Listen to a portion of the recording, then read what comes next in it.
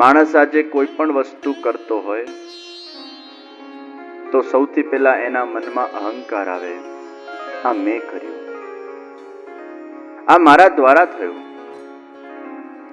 અને દાન કર્યા પછી એ દાનનું મનમાં અહંકાર થાય, એ દાનનું સૌથી મોટું અપમાન છે. दान करने के बाद उस दान को भूल जाना वो दान का सबसे बड़ा सम्मान है, लेकिन दान करने के बाद उस दान का अहंकार करना वो उसका सबसे बड़ा अपमान है. दान आप्या પછી એ વસ્તુમાં આપણો કોઈ અધિકાર રહેતો નથી. हमारा उस पर कोई अधिकार नहीं, हमने दे दिया, वो उसका हो गया. એટલે જ એક છે દાન, એક છે નિવેદન અને એક છે સમર્પણ.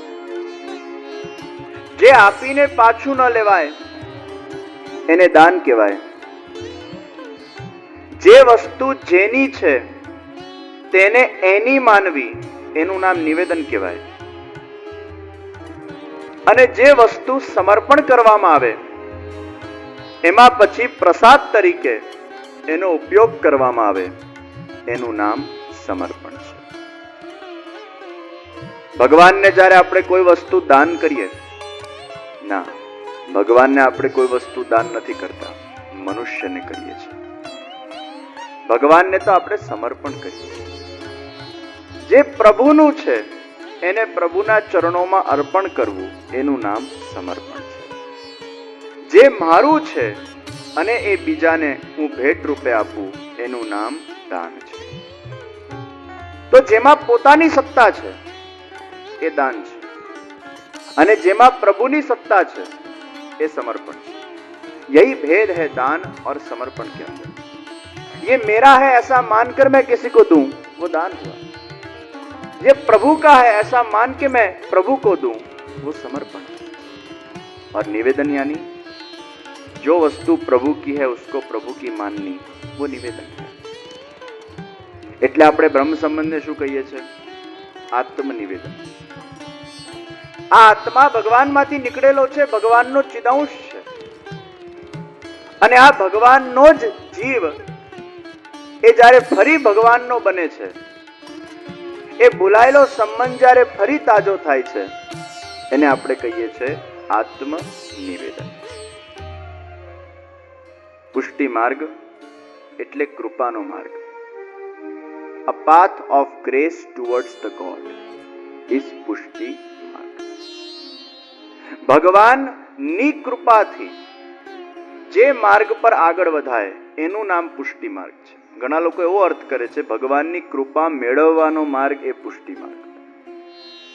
કૃપા મેળવવાનો માર્ગ પુષ્ટિ માર્ગ નથી. કૃપાથી ભગવાન સુધી પહોંચવાનો માર્ગ એ પુષ્ટિ માર્ગ છે.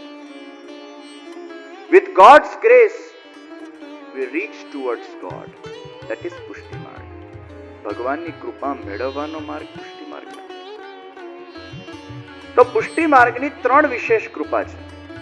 જો એનું બહુ ઊંડું આપણે ગહન રીતે ચિંતન કરીએ તો પુષ્ટિ मार्ग की 3 विशेष कृपा है. सबसे पहला वो ब्रह्म संबंध है. જીવાત્માનો પરબ્રહ્મ પરમાત્મા સાથેનો જે સંબંધ થાય, કોઈ પણ ધર્મ કે કોઈ પણ સંપ્રદાયમાં આ સુંદર વ્યવસ્થા નથી કે એમના જીવોનો એમના ભગવાન સાથેનો ડાયરેક્ટ संबंध થઈ શકે. એ કેવલ પુષ્ટિ માર્ગમાં છે. तो जीवात्मा का जब भगवान के साथ का संबंध होता है वो ब्रह्म संबंध है. प्रश्न होता है ब्रह्म संबंध लेने की जरूरत क्या है? ब्रह्म संबंध लेवानी जरूर શું? લગ્ન વગર પણ પ્રેમ થાય અને બ્રહ્મ સંબંધ વગર પણ ભક્તિ થાય. પ્રેમ કરવા માટે લગ્નની જરૂર ખરી? પ્રેમનું લગ્ન સાથે કોઈ સંબંધ નથી. કોઈને તમારે પ્રેમ કરવો હોય તો તમે લગ્ન વગર પણ પ્રેમ કરી શકો છો. ऐसा जरूरी नहीं है कि प्रेम करने के लिए लग्न करना ही पड़ता है. प्रेम करवा माटे लग्ननी જરૂર નથી તો ભક્તિ કરવા માટે બ્રહ્મ સંબંધની શું જરૂર છે? પરંતુ જ્યારે એ પ્રેમ કર્યા પછી એ વ્યક્તિ સાથે લગ્ન કરે છે ત્યારે એનો પ્રેમ એક કમિટેડ બને છે,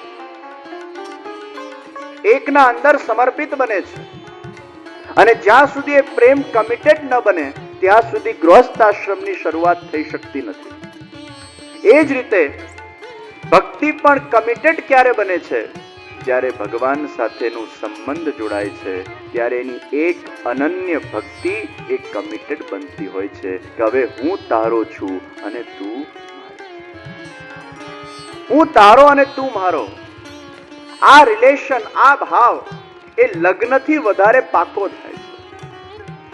તો શરીરના શરીર સાથેના જેમ લગ્ન થાય એમ જીવાત્માના પરમાત્મા સાથેના લગ્ન થાય.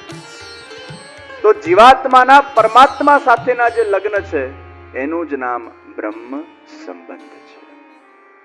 શરીરના શરીર સાથેના લગ્ન થાય ત્યારે 7 ફેરાનું રિચ્યુઅલ છે. એમ આત્માના પરમાત્મા સાથે લગ્ન થાય ત્યારે બ્રહ્મ સંબંધનું રિચ્યુઅલ છે. શરીરના શરીર સાથેના લગ્ન થાય ત્યારે મંગલસૂત્ર પહેરાય.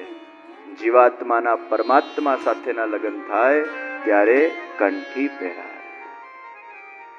લગ્ન થયા પછી એવો રિવાજ ખરો કે મંગલસૂત્ર પહેરવું જોઈએ, પહેરે નહીં વસ્તુ અલગ છે. એટલે આ તો શું છે કે એક જાતનું એક વ્યવસ્થા કે ભાઈ સ્કૂલમાં ભણવા જાય તો યુનિફોર્મ પહેરીને આવે અને 10 સ્કૂલના લોકો જ્યારે ભેગા થયા હોય બાળકો ત્યારે એના યુનિફોર્મથી ખબર પડે આ કઈ સ્કૂલને બિલોંગ કરે છે. એટલે યુનિફોર્મ એક સ્કૂલને બિલોંગ કરે છે એવો એમાં એક ભાવ છે. એ અમારા યુનિફોર્મ છે. તો બહુ બધા સ્કૂલ એ ધર્મો છે. હિન્દુ ધર્મ સ્કૂલ છે, મુસલમાન સ્કૂલ છે, ક્રિશ્ચિયાનિટી સ્કૂલ છે. આ અલગ અલગ જે સ્કૂલો છે એના અલગ અલગ યુનિફોર્મ છે. એટલે કેવી રીતે ખબર પડે તમે વૈષ્ણવ છો જ્યારે તમે કંઠી પહેરો? કેવી રીતે ખબર પડે કે તમે સ્વામિનારાયણ છે જ્યારે વચ્ચે મોટો ટીકો કરો? એ તમારો એક રિસ્પેક્ટ છે. તમે આને માનો છો, તમે આને બિલીવ કરો છો, તમે આને ફોલો કરો છો. અને કોઈ પણ સારી કે સાચી વસ્તુ ફોલો તમે કરતા હો તો એને જગજાહેર કરવામાં કઈ વાંધો નથી. એવું નથી કે કઈ દેખાવો છે. ઘણા લોકો કે આવા શું આડંબર કરવાના, ટીકા કરવાના, ટીપ્પા કરવાના, ટિલ્લા કરવાના. આ કઈ આડંબર નથી. રોટરીના તમે મેમ્બર હો તો રોટરીની પિન પહેરો છો. લાયન્સના તમે મેમ્બર હો તો લાયન્સની પિન પહેરો છો. અરે આપણા કેટલા બધા હિન્દુઓ, કેટલા બધા વૈષ્ણવ ફેશન માટે થઈને પ્લસનું લોકેટ પહેરે છે. આજની આ ફેશન છે. જો પ્લસનું લોકેટ પહેરવામાં લોકોને વાંધો ના આવતો હોય ને એમાં એ ફેશન બનાવી દેતા હોય તો બનાવ કંઠીને પણ પોતાની ફેશન અને પહેરીને કહો કે मैं भी कृष्ण भगवान का हूं और मेरा कृष्ण भगवान के साथ का संबंध है. લાયન્સની પિન પહેરવામાં શરમ નથી આવતી, રોટરીની પિન પહેરવામાં શરમ નથી આવતી, પોતાના જ્ઞાતિની સંસ્થાની પિન પહેરવામાં શરમ નથી આવતી. અને સાક્ષાત ભગવાનના એ સુંદર જગતના આપણે મેમ્બર થયા હોઈએ, ભગવાન સાથેનું આપણું સંબંધ થયું હોય, ભગવાન સાથેનું આપણું રિલેશન થયું હોય તો એ ભગવાનની પ્રસાદી સંબંધના સિમ્બોલ રૂપે જ્યારે આપણને કંઠી પહેરાવવામાં આવે છે એ પહેરાવવામાં આપણને શરમ શાની? આ એક રિસ્પેક્ટ છે, આ એક આદર છે ભગવાનના સંબંધ. એટલે શરીર સાથે શરીરના લગ્ન થાય ત્યારે મંગલસૂત્ર. આ તો શું પહેરેલું હોય તો સારું, નહીં તો ઘણી વાર શું થાય આપણા ગુજરાતીઓમાં પેલું કોઈક વાર લગ્નમાં ભેગા થઈ ગયા હોય, કોઈ ફંક્શનમાં ભેગા થઈ ગયા હોય અને બહુ પેલા બેન યુવાન દેખાતો તો ઘણા પાછા પૂછવા આવે કરવાનું છે આમ. પણ પેલું શું પહેરેલું હોય તો કોઈ પૂછવા આવે જ નહીં.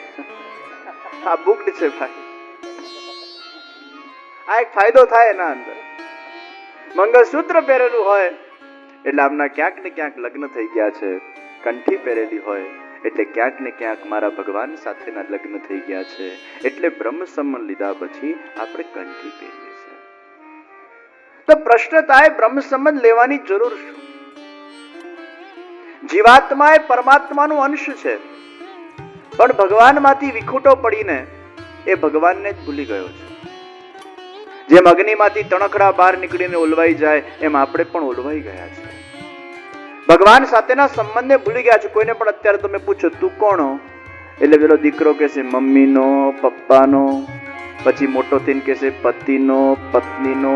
પણ કોઈ પણ એવું કહે છે હું ભગવાનનો, હું ભગવાનનો છું.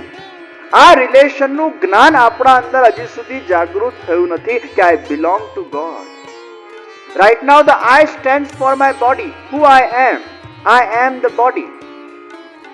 મારું નામ આ છે, તો આ નેમ કોનું છે? આ બોડીનું આ નામ છે. એની ઉંમર 70, 80, 90 કે મેક્સિમમ 100 વર્ષની છે. ગયા જન્મમાં પણ નામ હતું, આ જન્મમાં પણ નામ છે, એના નેક્સ્ટ જન્મમાં નામ હશે.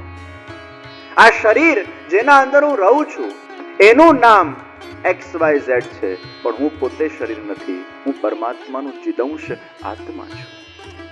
અને આ જીવાત્મા એ શરીરમાં રહે છે, પણ એ ભગવાનના સંબંધને ભૂલી ગયો છે.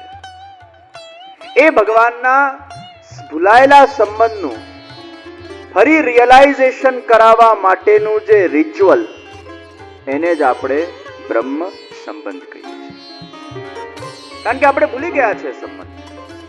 તો ફરી ભગવાનના સામે આપણે તુલસી પત્ર હાથમાં લઈએ, કંઠી ધારણ કરીએ અને ઠાકોરજીના સામે આપણે બોલીએ, હે ભગવાન, સહસ્ત્ર વર્ષોથી હું તમારાથી વિખૂટો પડેલો છું. ઘણા બધા વર્ષોથી હું તમારાથી અલગ પડેલો છું. તમને મળવાને મેળવવા માટે મારા અંદર જે તાપક્લેશ હોવું જોઈએ, જે પેન ઓફ સેપરેશન હોવું જોઈએ, હજી સુધી પ્રગટ નથી થયું. હે પ્રભુ, મારું દેહ, ઇન્દ્રિય, આત્મા, મારું સર્વસ્વ હું તમારા ચરણોમાં સમર્પિત કરું છું. From today onwards, hey God, I am yours and you are mine. Shri Krishna शरणम मम. आज से मैं तुम्हारी संपूर्ण शरणागति को स्वीकार करता हूँ. અને ભગવાનના ચરણોમાં સાષ્ટાંગ દંડવત પ્રણામ કરીએ છીએ. હે પ્રભુ, મારો તમે સ્વીકાર કરો. જન્મ જન્મના મારા જે દોષો છે, જાણે અજાણે કરેલા મારા જે કર્મો છે, જાણે અજાણે કરેલા મારા અપરાધ છે, હે પ્રભુ, આજે હું તમારી સંપૂર્ણ શરણાગતિને સ્વીકાર કરું છું. શ્રી વલ્લભાચાર્યજી મહાપ્રભુજીના બતાડેલા જે સિદ્ધાંતો છે, પ્રિન્સિપલ્સ છે, એ પથ ઉપર આગળ વધવાની આજથી હું પ્રેરણા લઉં છું.